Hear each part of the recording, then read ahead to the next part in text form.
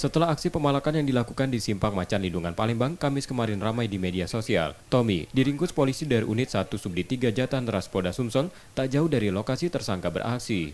Saat memalak sopir truk yang berhenti di lampu merah, tersangka meminta paksa sejumlah uang.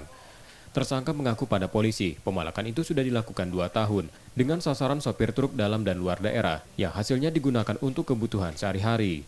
Tersangka juga sempat ditangkap dan ditahan di tahanan Polsek Ilirbar 1 Palembang, namun dibebaskan karena tidak ada laporan. Kejahatan itu dilakukan tersangka bersama satu rekannya yang sudah lebih dulu tertangkap dari laporan korban. Seputaran Macan Lindungan terkait ada informasi dari bantuan polisi. Setelah itu kami langsung cek TKP dan kami tidak lanjut laporan tersebut. Jadi pengakuan Tommy ini sudah kurang lebih 2 tahun lah dia di seputaran Macan Lindungan minta-mintain uang sama sopir truk yang lewat.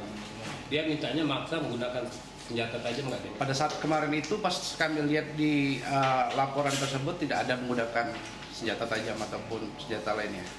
Untuk proses selanjutnya nih seperti apa nih? Untuk proses selanjutnya kami akan periksa dulu.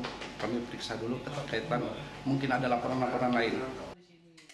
Polisi masih melakukan pendalaman pada korban yang merekam kejadian itu. Kini tersangka diperiksa dan ditahan di Polda Sumatera Selatan.